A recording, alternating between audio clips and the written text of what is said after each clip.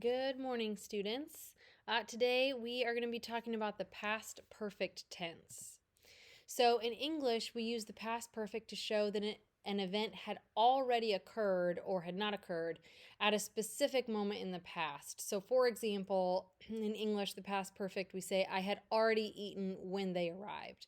So, they arrived, and by that time, I ate. That was something that had happened in the past.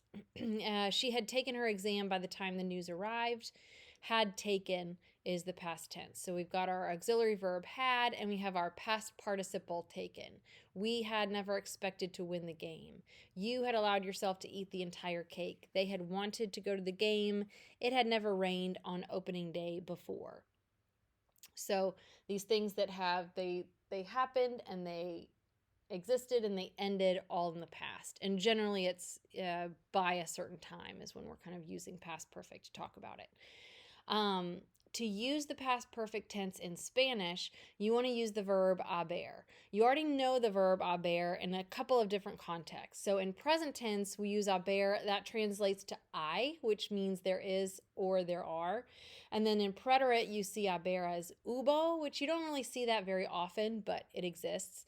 And then more often, you'll see it in the imperfect tense había. Both hubo and había mean there was or there were. So you've also used haber to form the present perfect tense, which is what we worked on last year.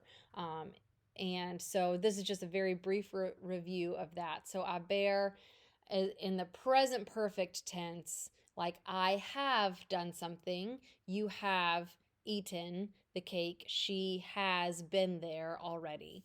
That is yo he, tú has, él ha, nosotros hemos, vosotros habéis, ustedes han. So that's haber in the present perfect tense. So, for example, yo he caminado, I have walked. Tú has caminado, you have walked. Él ha caminado, he has walked. Nosotros hemos caminado, we have walked.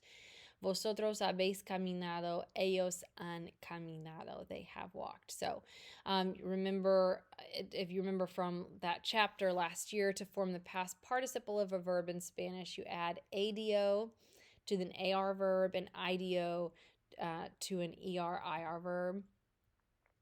And so the past perfect tense, I had walked, is formed in Spanish in really similar ways.